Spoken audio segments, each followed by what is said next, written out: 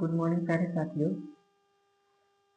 आज की जो वीडियो है इसमें हम लोग दैनिक जीवन में अम्ल का क्या महत्व है, ठीक है, या पीएच का क्या महत्व है, उसके बारे में डिस्कस करेंगे। यानी कि जो आज हम लोग डिस्कस करने वाले वो ये है कि दैनिक जीवन में पीएच कितना इम्पोर्टेंट रखता है हम लोग के लाइफ में, ठीक है ना। तो टॉपिक का नाम है कि दैनिक जीवन में पीएच का महत्व। देखिए, तो हमारे जो दैनिक जीवन है इसमें पीएच अति महत्वपूर्ण स्थान रखता है हर चीज में। जैसे अगर भोजन पचाना हो वहां पे पीएच है ना, क्योंकि वहां पे एसिड का इस्तेमाल होता है, अम्ल का इस्तेमाल होता है। या फिर यूं कहे कि जो हम लोग दांत साफ करते हैं उसमें जो मैं टूथपेस्ट जो इस्तेमाल करते हैं वो हो गया। यानी कि कई प्रकार से है ना हमारी लाइफ में जो है कि पीएच का काफी बड़ा महत्व है। तो इसमें सबसे पहले हम लोग पढ़ेंगे कि पाचन तंत्र में पीएच का क्या महत्व है।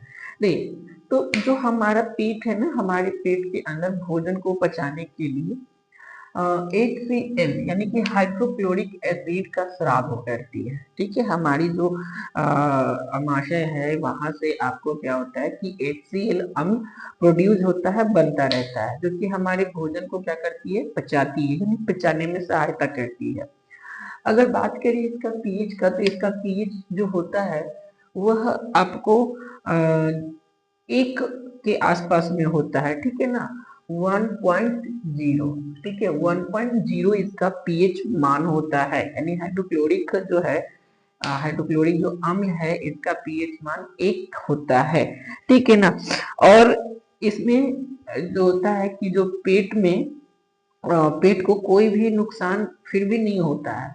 इसका रीजन ये मैंने आपको पिछले वाले वीडियो में बताया था कि पेट के अंदर हाइड्रोक्लोरिक होता तो है, जिसका काफी ज्यादा ये ज्वलनशील पदार्थ होता है। एक प्रकार से ये आपको बहुत जल्दी जला सकता है, आपके स्किन को गला सकता है, लेकिन फिर भी पेट के अंदर ये कुछ नहीं कर पाता, यानी पेट को आपको गला नहीं पाता। तो इसका रीजन है कि इसके साथ साथ जो भी श्लेष्मा जो रिप्रोड्यूस होता है उस श्लेष्मा की वजह से ऐसा होता है। श्लेष्मा इसको साइड साइड से न्यूट्रलाइज करके चलती है ताकि दीवारों को ये जला ना सके, ठीक है ना, या गला नहीं सके, ठीक है। और जो अपच होते हैं, कभी कभी आपने देखा होगा कि अपच के कारण पेट में जो होता है एक निश्चित मात्रा से अम्ल जो है निश्चित मात्रा से ऊपर हो जाता है, तो आपको जलन पैदा होती है। जब कभी आपको अपच हो जाए, भोजन ना पचे, तब आपको ऐसा होता है ना कि आप जब भी ये खाना खाते हैं अपच हो गया कभी, तो ऐसा लगे जैसे पेट जल रहा है, एसिडिटी हो रहा है। एसिडिटी का मतलब क्या हुआ कि आपके शरीर के अंदर जो हाइड्रोक्लोरिक एसिड है उसकी मात्रा जो एक निश्चित मात्रा है उससे ज्यादा हो गई, इस कारण से आपको ऐसी होती है, जिसके कारण आपको जलन महसूस होती है, ठीक है। तो इसको नष्ट करने के लिए हम लोग क्या करते हैं कि कोई एंटासिड का इस्तेमाल करते हैं जो अम्ल के प्रभाव को कम कर दे, ठीक है, अम्ल के प्रभाव को नष्ट कर दे, वैसे एंटासिड का इस्तेमाल करते हैं, जिससे कि हमारे पेट को राहत मिलता है। जैसे अगर आपको एसिडिटी होती है तो आप खासतौर से इनो का इस्तेमाल करते हो या कोई भी ऐसा पेय पदार्थ का इस्तेमाल करते हैं जो क्या करे कि आपके पेट में जो अम्ल है उसको न्यूट्रलाइज करे। तो जो एंटासिड इस्तेमाल करते हैं वो एंटासिड बेसिकली भस्म होता है ना, क्या होता है, भस्म होता है। तो भस्म जाता है, अम्ल के साथ अभिक्रिया करता है और वही फिर सॉल्ट एंड आपका वाटर के मॉलिक्यूल्स बना करके उसको न्यूट्रलाइज कर देता है, ठीक है। तो ये आपका क्रिया होती है पेट के अंदर में, ठीक है। तो इसके लिए क्या करते हैं कि मिल्क ऑफ मैग्नीशिया जो एंटासिड है ना, एंटासिड जिसमें हम लोग इस्तेमाल करते हैं उसमें एक नाम है एंटासिड का मिल्क ऑफ मैग्नीशिया, ठीक है ना, या ये आपका एंटासिड है, ठीक है। इसके अलावा और भी आपका सोडियम हाइड्रोजन कार्बोनेट होता है, ये भी आपका एक प्रकार का क्या है, एंटासिड है, जिसका इस्तेमाल किया जाता है, हल्की मात्रा में ये किया जाता है, ये भस्म होता है जो आपके शरीर के अंदर एंटासिड को खत्म करता है। तो हम लोग के शरीर के अंदर पाचन तंत्र में पीएच का बहुत बड़ा महत्व है। अगर HCl ना रहे तो भोजन ही ना पचे। अच्छा, भोजन के साथ साथ अगर कोई जीवाणु वगैरह चला जाता है तो उसको भी नष्ट करने का काम HCl करता है, हाइड्रोक्लोरिक एसिड करता है, जिसका पीएच मान कितना होता है, तो 1 होता है। ठीक है, दूसरा जो आपका है टॉपिक, ठीक है, तो दूसरा टॉपिक में यह है कि पीएच परिवर्तन का दांतों पर भी प्रभाव पड़ता है। देखिए होता क्या है कि बेसिकली जब हम लोग खाना खाते हैं या कोई शर्करा युक्त भोजन अगर ज्यादा खाना के रूप में लेते हैं, भोजन के रूप में लेते हैं, तो हमारे जो मुंह के अंदर जो बैक्टीरिया होते हैं, वो बैक्टीरिया क्या करते हैं ना कि आपको उस शर्करा को अम्ल में बदल देते हैं।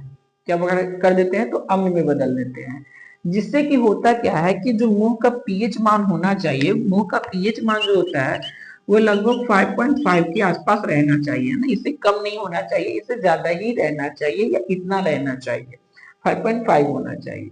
तो होता क्या है बेसिकली कि आपका जो पीएच मान होता है वो 5.5 से भी कम जाता है, जिसकी वजह से आपके जो दंत विलय होते हैं, यानी कि दांत का जो ऊपरी भाग होता है, जिसे एनामल भी कहा जाता है, क्षतिग्रस्त हो जाता है, जिसकी वजह से आपको कैविटी जैसे बीमारियों का सामना करना पड़ता है। इसको दूर करने के लिए क्या करते हैं, तो इसको दूर करने के लिए हम लोग ऐसे पदार्थ का उपयोग करते हैं जो कि भास्मिक हो, है ना, जैसे टूथपेस्ट जो हम लोग इस्तेमाल करते हैं, उस टूथपेस्ट में क्या होता है, भस्म की मात्रा होती है, क्षार की मात्रा होती है, जिसकी वजह से क्या होता है कि मुंह के अंदर में जो दांत के ऊपर में आसपास में जो अम्ल आपका जमा हो गया है, या अम्ल के कारण से आपका दांत बेसिकली पीला क्यों होता है, तो दांत पीला होने का रीजन होता है कि वहां पे अम्ल का जमाव हो गया है, अम्ल जम गया, जिसकी वजह से आपका दांत पीला हो गया है। तो जब हम ब्रश करते हैं तो करता क्या कि अम्ल जो टूथपेस्ट होता है उसमें भस्म होता है, दोनों अभिक्रिया करता है, लवण और सॉल्ट यानी कि उदासीनीकरण अभिक्रिया देता है, जिसकी वजह से आपका दांत भी साफ हो जाता है और आपको कैविटी जैसे बीमारी भी नहीं हो पाती है। इसलिए हमेशा आपको क्या करना है कि ब्रश करते रहना है, जिससे कि आपका दांत क्या रहे, सुरक्षित रहे, सेफ रहे। ठीक है, तो ये आपका पीएच मान जो है 5.5 से नीचे आता है तब ऐसा होता है। इसमें अगर आप नीम के दातुन, क्योंकि नीम का जो नीम जो होता है वो भस्म क्षार उसमें पाया जाता है, भस्म पाया जाता है, तो नीम के दातुन से भी ब्रश करने से आपके दांत की सफाई हो जाती है ना, क्योंकि उसमें जो भस्म होता है अम्ल को क्या करता है, उदासीन कर देता है और आपके दांत को भी साफ करता है और आपको कैविटी जैसे बीमारी से भी बचाता है, जिससे कि अम्ल को खत्म कर देता है। ठीक है, ये हो गया आपका दूसरा नंबर। तीसरा नंबर में है कि थकान के समय में शरीर की मांसपेशियां जो होती है उसमें अम्ल की उत्पत्ति, थकान के समय में शरीर की मांसपेशियों में अम्ल की उत्पत्ति होता है। होता क्या है कि जब कभी आप एकाएक दौड़ लिए, काफी ज्यादा दौड़ लिए, जो आपके स्टेमिना से ज्यादा हो, तो उस वक्त में होता क्या है कि शरीर को जितना ऑक्सीजन चाहिए होता है उतना ऑक्सीजन नहीं मिल पाता है। ठीक है, जितना शरीर को ऑक्सीजन चाहिए उतना ऑक्सीजन नहीं मिल पाता, क्योंकि काफी तेज आपको सांस लेने की जरूरत होती है, उसमें ऑक्सीजन उतना नहीं मिल पाता। तो होता क्या है कि शरीर के अंदर जो ग्लूकोज है, जो कोशिका के अंदर में जाकर के ब्रेक होती है, जिससे कि आपको एनर्जी मिलता है, ऑक्सीजन पूरी तरह से नहीं मिल पाने के कारण वहां पे अवायवीय श्वसन होता है। कोशिका के अंदर में अवायवीय यानी कि ऑक्सीजन की अनापूर्ति में आपको क्या होता है कि श्वसन की क्रिया होती है, जिससे कि ग्लूकोज ब्रेक होता है, लेकिन ग्लूकोज ब्रेक होकर के वो पूरी तरह से कार्बन डाइऑक्साइड और जल में ना टूट करके वो आपको जो होता है कई प्रकार के अमीनो एसिड में टूट जाता है, यानी कि जिससे क्या होता है कि आपके शरीर के अंदर में लैक्टिक अम्ल बनता है। ठीक है, क्या बनता है, लैक्टिक अम्ल बनता है, और वो लैक्टिक अम्ल शरीर के मांसपेशियों में जमा हो जाता है, जिसकी वजह से आपको क्या होता है कि उस जगह पे जहाँ पे वो लैक्टिक अम्ल जमा होता है, आपको मांसपेशियां उस जगह पे दर्द करती है। ठीक, तो उस वजह से आपको जब दर्द करने लगती है तो वहां पे क्या होता है कि लैक्टिक अम्ल का जमाव रहता है, इस कारण से ऐसा होता है।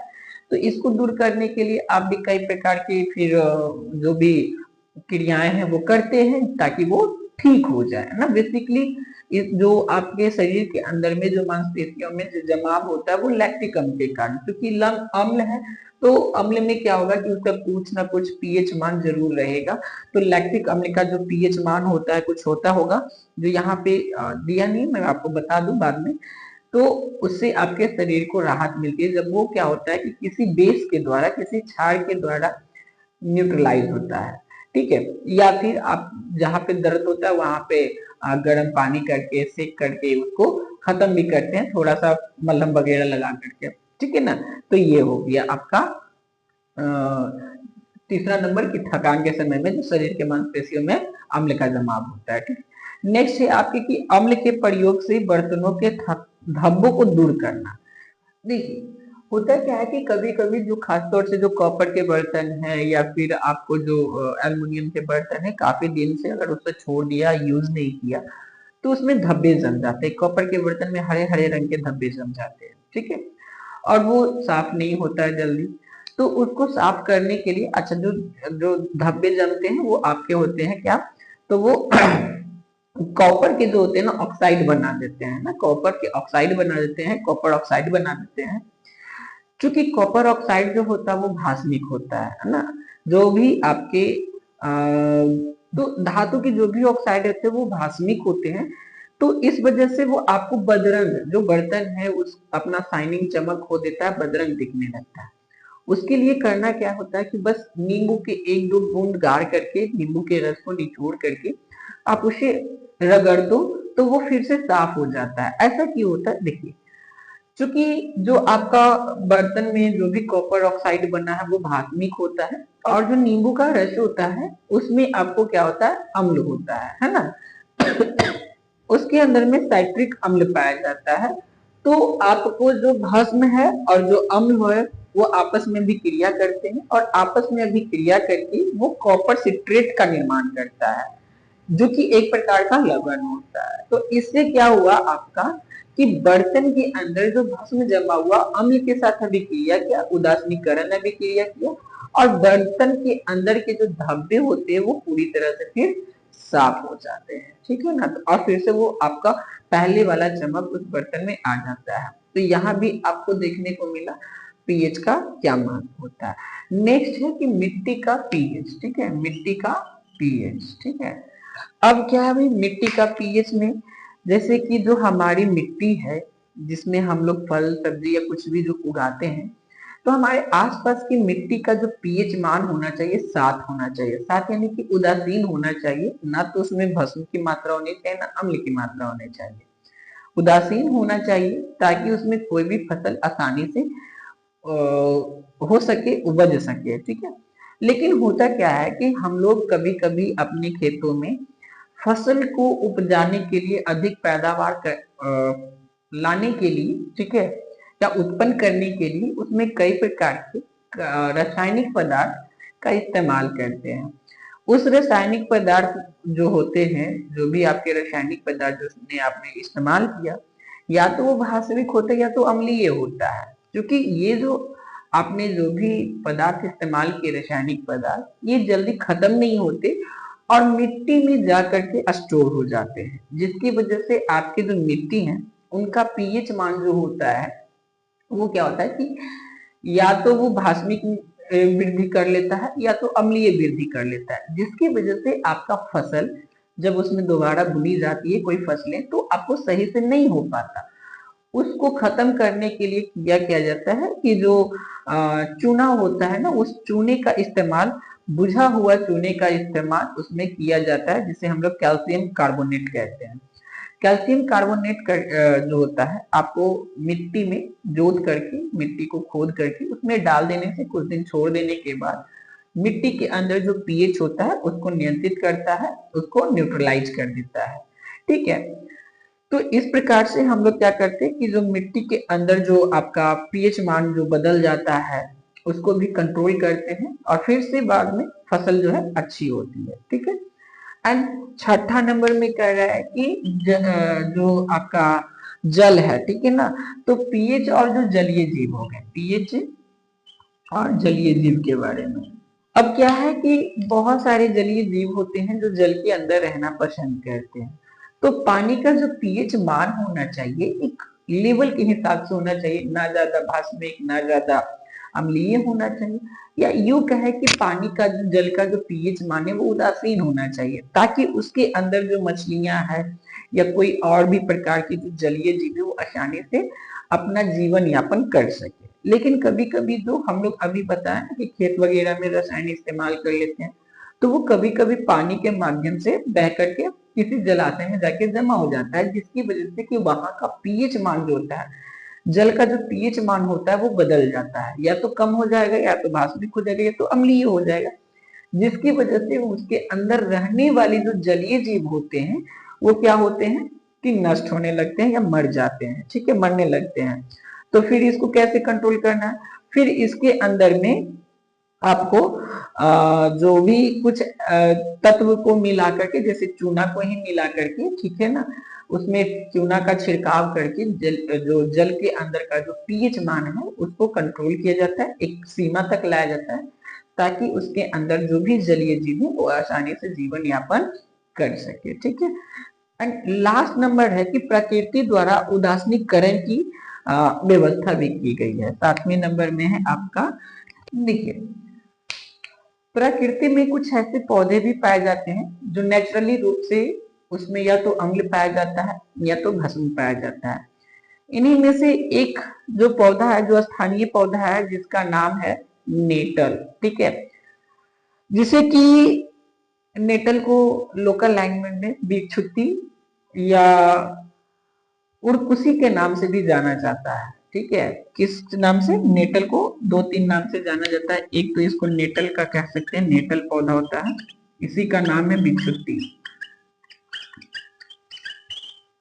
या उड़कसी, ठीक है ना, ये आपको इसी पौधे का नाम है। ये होता क्या है, एक प्रकार की ये झाड़ी के टाइप में होता है, या यूं कह कि जिस जगह पे झाड़ी होती है उस जगह पे आपको नेटल का पौधा उगता है। इसके जो पत्ते होते हैं थोड़े चौड़े होते हैं, और इसके पत्ते के अंदर में कांटे कांटे रोमा जैसा स्ट्रक्चर होता है, ठीक है, जो जिसके अंदर में आपको मेथेनोइक एसिड पाया जाता है, ठीक है। यही मेथेनोइक एसिड जो आपको जो चींटी होता है उसके अंदर, जो लाल चींटी होता है उसके अंदर पाया जाता है, या जो मधुमक्खी होता है उसके डंक में भी मेथेनोइक एसिड पाया जाता है, ठीक है। तो जब ये नेटल का, आप किसी कभी झाड़ी में गए हो, नेटल का पौधा अगर आपको सड़ जाता है या लग जाता है, चुभ जाता है, तो आपको उस जगह पे, चूंकि इसके अंदर में जो है क्या है कि मेथेनोइक एसिड है, तो शरीर के अंदर इंजेक्ट हो जाता है, जिसकी वजह से आपके जो शरीर है उस जगह पे खुजलाने लगता है, ठीक है ना, कहता है तो खुजलाने लगता है, या फिर यूं कहें कि वहां पे जलन जैसी प्रक्रिया होने लगती है। इस चीज को दूर करने के लिए, यानी कि इसको उदासीन करने के लिए, उसी पौधे के आसपास में, उसी झाड़ी के आसपास में एक और पौधा होता है जिसका नाम होता है डॉक पौधा, है ना। एक पौधा जिसका होता है, क्या होता है, डॉक पौधा इसका नाम होता है। तो डॉक पौधे की जो प्रकृति होती है, चूंकि ये अम्लीय होती है और ये आपके जो पौधे होती है इसमें भस्म की मात्रा पाई जाती है, तो अगर आपको कभी नेटल का पौधा लग जाए, खुजली होने लगे, तो उसी के आसपास में डॉग पौधा भी पाया जाता है। जो डॉग पौधा होता है वो आपको क्या करता है कि उसकी पत्ती को तोड़ करके, डॉग पौधे की पत्ती को तोड़ करके, और जिस जगह पे आपको नेटल का पत्ता छुआ है, लगा है, उस जगह पे उसको रगड़ लेना चाहिए, जिससे होता क्या कि इसके अंदर की जो भास्मिक होती है ये मेथेनोइक एसिड को न्यूट्रल कर देती है, और फिर आपकी खुजली भी खत्म हो जाती है। तो प्राकृतिक में ही आपको ये दोनों चीज पाए जाते हैं, और एक ही जगह पे पाए जाते हैं। कहते कि जिस जगह पे समस्या होती है उसी जगह पे उसका निदान भी होता है। तो कुछ ऐसा ही समझ लीजिए कि जिस जगह पे आपको नेटल का पौधा पाया जाता है उसी जगह पे आपको डॉग पौधा भी पाया जाता है, जो आपको क्या करती है कि आपको जो है मेथेनोइक एसिड के प्रभाव से बचाती है, ठीक है। तो ये हो गया आपका दैनिक जीवन में पीएच का महत्व। नेक्स्ट जो है आपको पढ़ना है वो लवण के बारे में, ठीक है। तो लवण के बारे में हम लोग नेक्स्ट वीडियो में डिस्कस करेंगे, इस वीडियो में इतना ही रहने देते हैं, ठीक है। लवण की एक अलग ही टॉपिक चलने वाला है, काफी लंबा टॉपिक चलेगा इस पे, लवण कैसे बनते हैं, इसका कहाँ यूजेज है ना, और भी कई प्रकार के लवण के गुण के बारे में, या बहुत कुछ इसके बारे में हम लोग को डिस्कस करना है इसमें। तो नेक्स्ट वीडियो में जो है हम लोग लवण के बारे में डिस्कस करेंगे, इस वीडियो में इतना ही रहने देते हैं, है ना। थोड़ा थोड़ा मैंने देखा है कि आप लोग जो है वीडियो को मतलब देखते बहुत लोग हैं, ठीक है, बहुत ज्यादा व्यूज आ रहा है, लेकिन जिस हिसाब से व्यूज आ रहा है उस हिसाब से हमारे चैनल को सब्सक्राइबर नहीं मिल पा रहे। इसका रीजन ये है कि बहुत सारे लोग देखते तो सही है लेकिन चैनल को सब्सक्राइब नहीं करते, कमेंट नहीं करते या फिर अपने साथियों के साथ शेयर नहीं कर पा रहे हैं। तो प्लीज हमारे मोटिवेशन के लिए, ताकि मैं इस तरह का वीडियो लाता रहूं आपके सामने, ऐसे ही ज्ञान देता रहूं, क्योंकि YouTube पे पढ़ा रहा हूं तो आपको यहाँ पे कोई खर्च भी नहीं होने वाला है, खर्च नहीं लगने वाला है। तो प्लीज आप चैनल को सब्सक्राइब कर दें, अपने दोस्तों को भी बोले सब्सक्राइब करने के लिए, ताकि हमारा मोटिवेशन बना रहे। ठीक है, तब तक के लिए धन्यवाद, थैंक यू एंड जय हिंद।